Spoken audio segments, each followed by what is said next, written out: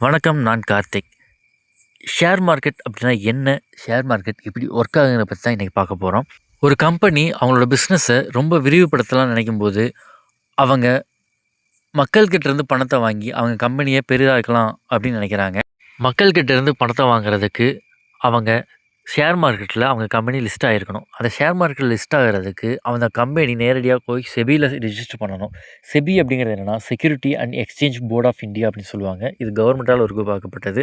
அதாவது ஷேர் மார்க்கெட்ல உருவாகுற எந்த ஒரு ஸ்கேமையும் தடுக்கிறதுக்காகவே இது உருவாக்கப்பட்டது. இந்த செபி என்ன பண்ணுவாங்கன்னா, கம்பெனி கேட்குற அமௌண்ட்ட அவங்களுக்கு வேல்யூ இருக்கான்னு செக் பண்ணிட்டு, அந்த அமௌண்ட்ட வந்து இப்போ எக்ஸாம்பிளுக்கு ஒரு 10,00,000 கேட்குறாங்க அப்படின்னா, அத சின்ன சின்ன ஷேர்ஸா ரூ. 100 பிரிச்சு ஷேர் மார்க்கெட்ல லிஸ்ட் பண்ணிருவாங்க.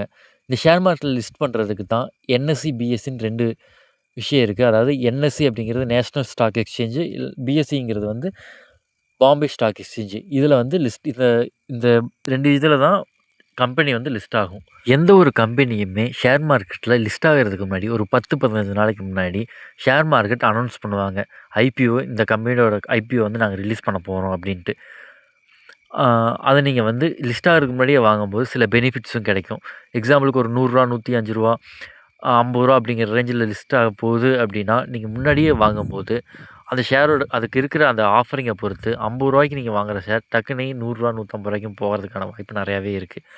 ஐபிஓ அப்படிங்கிறது ஒண்ணுமே கிடையாது. இனிஷியல் பப்ளிக் ஆஃபரிங்ன்னு சொல்லுவாங்க. ஐபிஓலருந்து ஷேர் மார்க்கெட்ல லிஸ்ட் ஆனதுக்கப்புறம், ஷேர் ஹோல்டர்ஸ் எல்லாமே அந்த கம்பெனியில ஷேர்ஸ் வாங்க ஆரம்பிப்பாங்க. ஷேர்ஸ் அதிகமா வாங்க வாங்க கம்பெனியும் குரோத் ஆகும். கம்பெனி குரோத் ஆக ஷேர் ஹோல்டர்ஸ் வாங்குன எல்லாத்துக்குமே நல்ல ப்ராஃபிட் கிடைக்கும். அவங்களும் கூடவே சேர்ந்து முன்னேறுவாங்க. இந்த ஷேர் மார்க்கெட்லேயே ஆக்சுவலா 2 விஷயம் இருக்கு. ஒண்ணு ட்ரேட் பண்றது, இன்னொன்னு இன்வெஸ்ட் பண்றது. இங்க பல பேர் ட்ரேட் பண்ணி நெறைய அமௌண்ட்ட லாஸ் பண்ணிட்டு தான் அதுதான் ஷேர் மார்க்கெட்னால கேம்லிங் அப்படின்னு சொல்லிட்டு இருக்காங்க.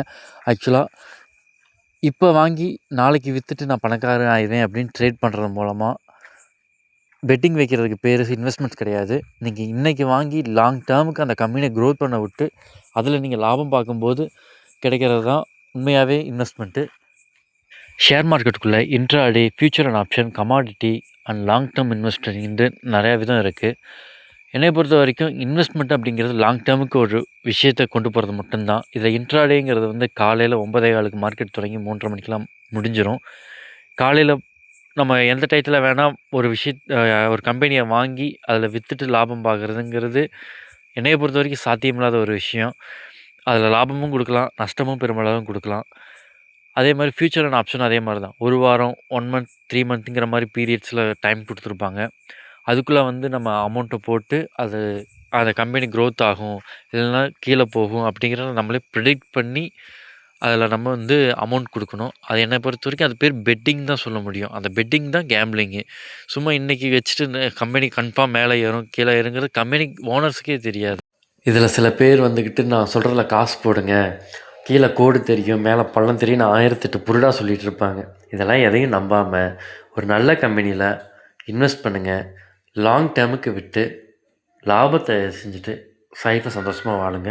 இத பத்தி இன்னும் மேலும் நெறையா மியூச்சுவல் ஃபண்ட் அத பத்திலாம் நெறையா அடுத்தடுத்த வீடியோல பார்ப்போம். தேங்க் யூ ஃபார் வாட்சிங்.